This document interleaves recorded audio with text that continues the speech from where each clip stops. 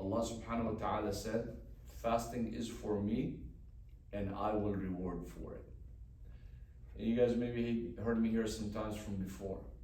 There's a catalog basically with the angels, if you wish. And this is just literal words of mine, but there's a catalog. For example, if you say Assalamu alaikum to someone, you get 10 hasanat. You say Assalamu alaikum wa rahmatullah, you get 20. You say Assalamu alaikum wa rahmatullah wa barakatuh, you get 30. So there's a catalog. Another example would be that there is really a catalog for hasanat and they're counted, and that's why we always want to make our scale heavy on the right side, is alaikum salam wa rahmatullah, is to make sure that we get a lot of hasanat when we do things like that, right? So another example would be, for example, when you come to the masjid, when you pray at home, there are certain rewards and multiplied by many folds, and you can't add it because the blessings are so many. Because, and stay with me, these are going to be thoughts that are going one by one and they're connected.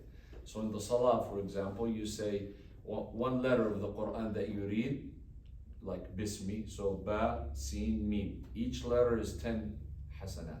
So you can multiply whatever you say in the salah. But all of that, when you come to the masjid to pray the salah, it's multiplied by 27 times. And so on. The point I'm trying to make that there are catalogs of hasanat that are counted on everyone. Allah here in the Siyam said, Siyam is for me and I will reward for it.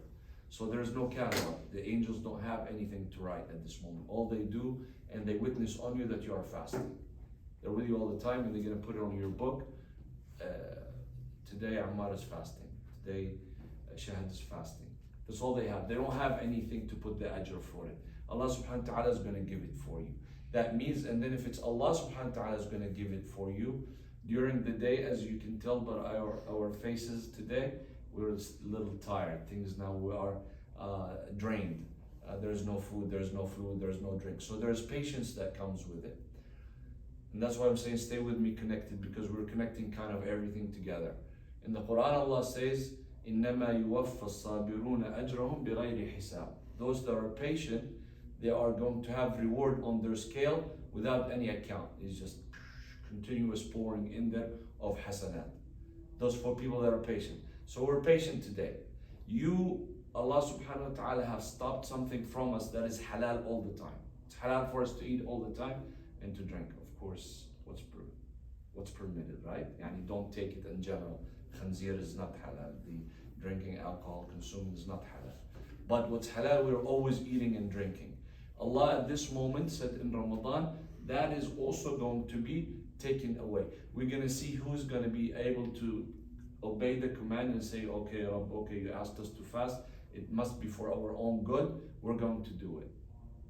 So he says, since you are going to be doing it, you're going to need some patience, which we are patient right now. We're not going to drink, we're not going to eat. Although your throat and your stomach right now is screaming, I need some food, but you are telling it. Really, you're becoming mentally strong and aware and telling your stomach, your physical being, hey, no, stop. We can't do anything till Maghrib time. So then you make them stop for a little bit longer. So having that, Allah subhanahu wa ta'ala will give you the reward from Him.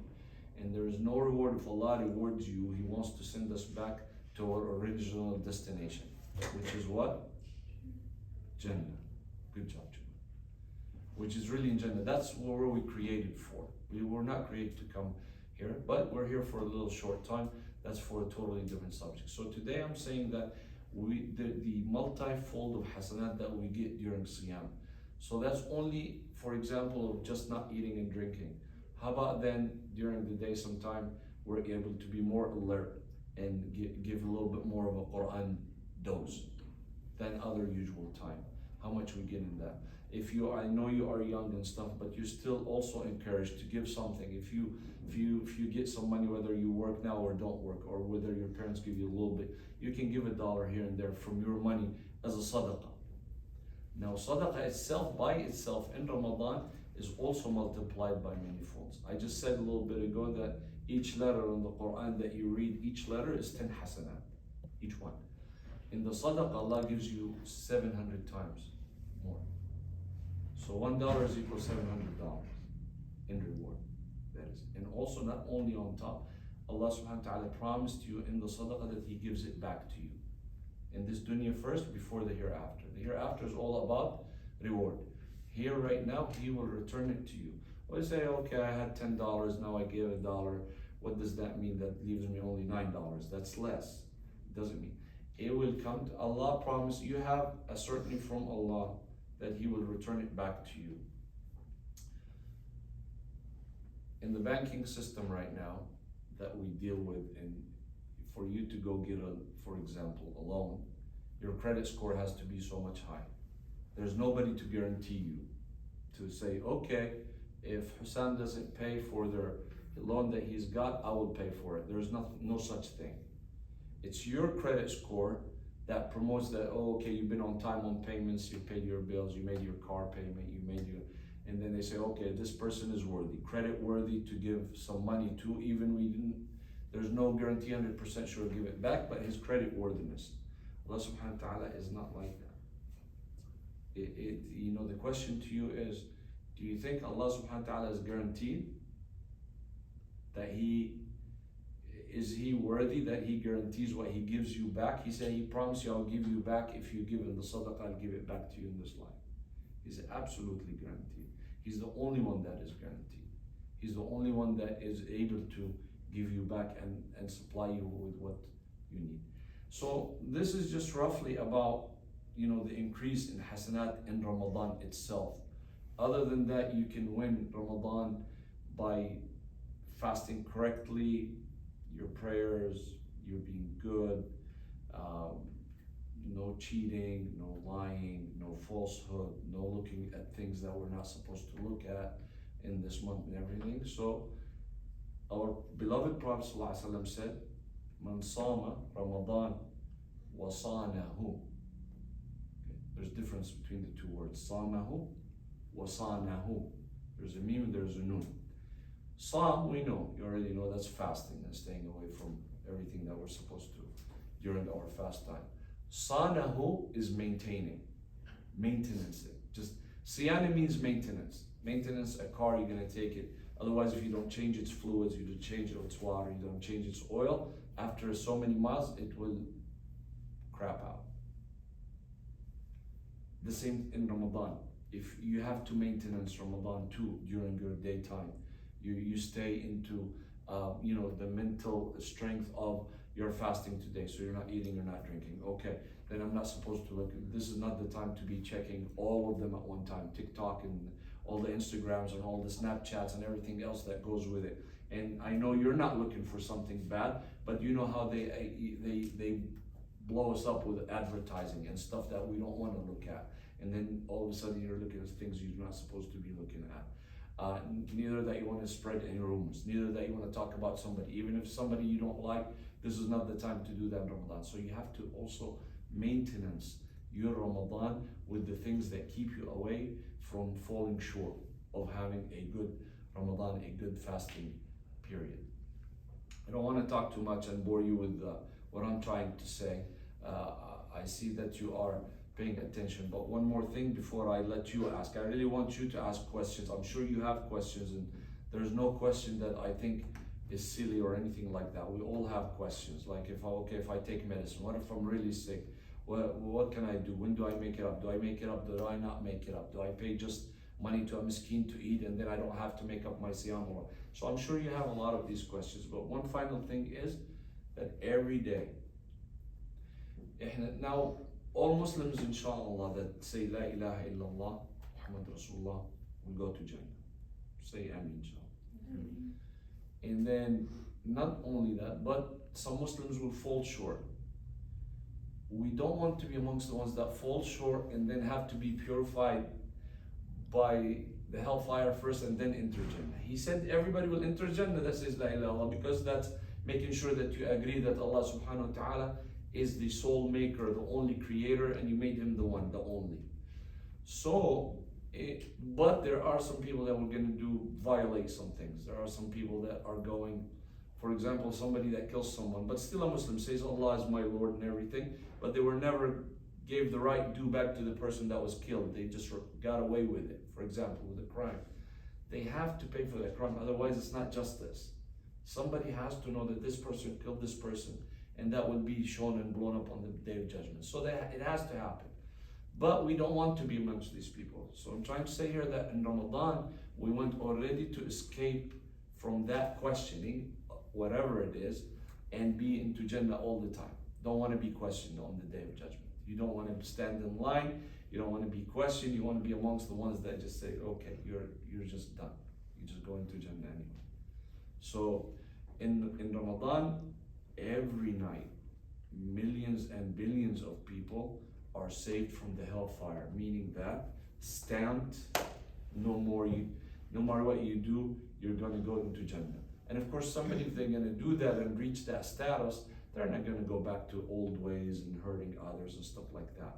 So every night in Ramadan, وَلِلَّهِ عُتَقَاءٌ مِنَ النَّارِ وَذَلِكَ فِي كُلِّ لَيْلَةٍ مِنْ رَمَضَانِ.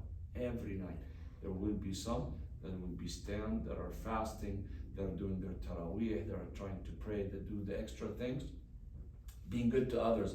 I'm trying to put it all in the worship. It's not only about that. It's about helping somebody in Ramadan. It's about helping a non-Muslim friend that you have, that you talk to him in some certain way, to invite them to a meal with you, to talk to them about Islam, to go see if they need help, to any Muslim friends that need help, to any Muslim needy that we have in town. So it's not only about just your physical worship of praying and fasting and only that. That's all for me. I have more, but I totally don't want to just keep. I want to hear some of you guys. I'm sure some, and those opening that question will open some discussion and lead to other things that you want to ask about. Who has a question? I will pose a question. If I get really, really sick in Ramadan, do I really have to suffer and continue and hold on? No, I don't want to break my fast, and I don't want. No, you're not supposed to. If it's going to lead where you get sick, which sometimes that happens to people because they insist. You might see even maybe your grandmas and have experienced it, or my grandma and my father at the time said they're sick, but they want to continue to, no, I'm gonna fast no matter what. They can't even get up from bed or anything like that. So you're not supposed to do that to yourself. Break your fast if it's gonna lead to your sickness. Break your fast, and you'll be able to do it after Ramadan sometime, at any time, as long as before the beginning of the next Ramadan. How about some youth that take medicine? Some youth may be diabetic and everything, and they have to take medicine. Again, if the doctor decides for you, if your doctor you can take it before you start your fast or after you break your fast, and you're all good, it's not going to get you sick, then that's what you do, and you continue your fasting. If it doesn't, but again, the doctor decides that, say no, you have to have, otherwise you will get sick, then you will be, if that is a terminal sickness, if that's always going to be the case every Ramadan, then you do break your fast every Ramadan and for the 30 days, and you have to get some money, which is feeding a poor every day for the day that you miss. So let's say the meal now is $15, $20. You have to feed one person every day for the day that you miss. So if it's $20 a day, 30 days in Ramadan, that's $600 a month. And some people that are sick, they usually do that, and they do pay and feed others. Then they don't have to make it once they're terminally ill. What other questions? There's a lot of people that fall short, and Muslims specifically that fast. They say, "Oh, I'm fasting," but they don't pray. They go really hand in hand. Your main pillar, and I know sometimes it is difficult, but it is shaitan that makes it difficult, or our laziness, because we are willing to stay on the phone for 2-3 hours in a row and not even have a break, but the whole salah takes maybe 5 minutes. Or we're willing to watch a soccer game or a football game that takes 3 hours and not move from the TV. And then when it comes to salah, we're lazy, that takes 5 minutes. And we really shouldn't do that. We should this is the time that you come strong. This is the time about Ramadan. Ramadan is a training session. That's exactly what it is. It's a training session that you can do things that your mind and your body thought you couldn't do outside of Ramadan. Outside of Ramadan, we don't fast. I mean, there are people fast because they want extra reward on some certain days. But the majority of us, I don't think we fast outside of Ramadan. So I can't do it. I have to have my Red Bull today, or my cup of coffee in the morning, or I have to eat. So we don't do it. But here, this now in session, you are training that you can do things and get you out of the norm they usually do, to let you know that you can do it, that you are mentally strong and physically strong, that you can do things that you can't do on a regular basis, like you said, the salah 5 times, like we said. Now you wake up. Many Muslims now wake up for Fajr, when before they couldn't wake up for Fajr. But now they do all of a sudden. Allah is putting you in a training session. Change shaitan, so you don't have that. Now all you have to overcome is yourself, and you're able to get up and do these things that if you want to do them. If people want to do them, they're able to.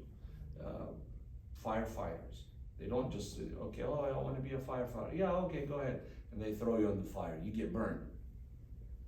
If they don't train you for 30 days and put on you the clothes that you need and the oxygen and the smoke masks and everything, you will burn. So they have to give you training. You train, they put you under heat conditions, and you put all these suits on you, and you train to get into buildings that are look like smoke and burning, and then they get you out, so you get training. This is exactly what we're doing. You are training in Ramadan to be able to do the things and the worship that you thought you couldn't do outside of Ramadan. Any questions? Alhamdulillah. I'm just asking because someone's asking. When I was younger, I heard some people say that taking a shot like an ibn breaks your fast. Is that true? These are, of course, questions that are posed to high scholars, muftis, people that, and start looking into the Quran, into the Hadith and everything. What is the shot for? What is it for? What's the shot for that they take? Let's just say like flu shot or any shot that is for like, not if they have diabetes and they have to take it like constantly, just like a shot that you take yearly. They said that's okay, you take it and you don't.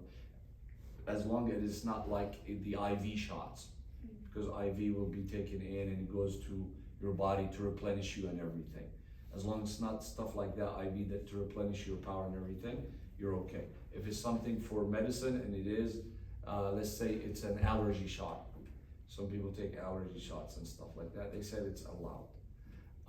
They also said, since you brought that up, many kids now have asthma and they have the, what is it, the spray?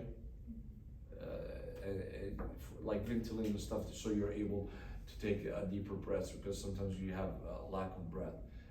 That's allowed, because that's not going to go into your stomach or food or water or anything like that, but it's going to help you just to breathe. Of course, not to have 10 shots out of it, just one time to get you going again is good. So stuff like that has exceptions. These are exceptions. Yes, but it is allowed. Concerning the zakat, are there like any certain requirements, like a percentage of your income that you have to donate, or is it just as much as you can? The zakat itself? Yeah. The zakat. Or just like donating in general during Ramadan? Zakat itself is an obligation, and then it only comes if you own so much money. Like for example now, and it depends, these days they've been doing it according to gold. Anyway, if you have $4,000 in the bank for a whole year, 12 months, then you have to get out zakat 2.5% out of this 4,000, 2.5%. What is that? How much is that? $100, right?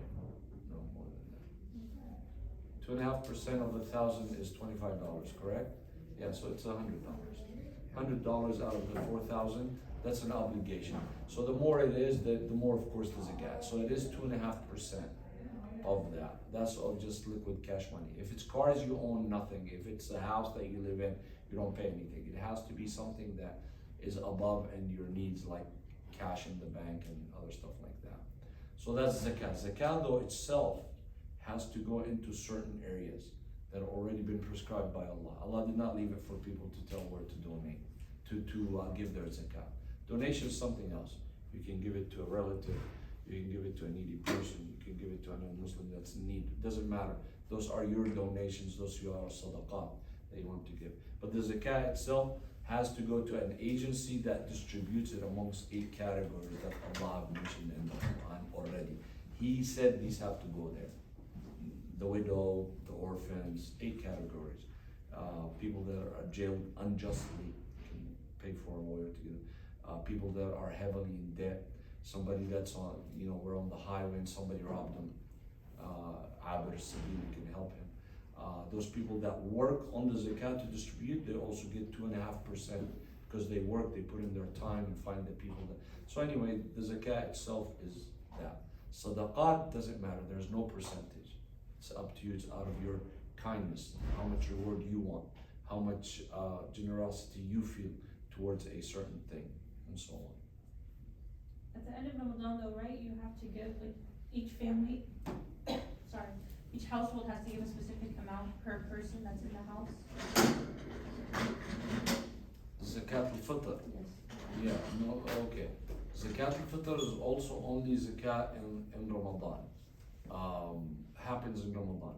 And it is for and that's at minimum. If you can and the people are not poor or miskin, yes, you pay per person in your household. So if my household has 5 people, doesn't matter young or old or kids or old, you have to pay, what do you guys decided this year? $15. At the Islamic side of Wichita right now, zakat al-Fitr is $15. So 15 times 5, $75 I have to pay, and this is for zakat al-Fitr. This is for my zakat in Ramadan. And zakat al-Fitr is only in Ramadan. And it has to be before Eid. And it goes to in reality, it's supposed to go to the locality of where you live. So it goes to the people of need in Wichita. There are some people, and some scholars said that you can send it to other places that are in need. Syria, Yemen, Somal, you can send it. But it really should help your local people that are the ones that are really in need, and they might not get toys to buy for their kids or clothes or anything like that. So zakat al-Fitr gets divided. So people right here in the office in ISW, they'll take in all zakat al-Fitr, call the people that are in need that took zakat during the year, or somebody suggests that this family is in need, and they will divide it up amongst them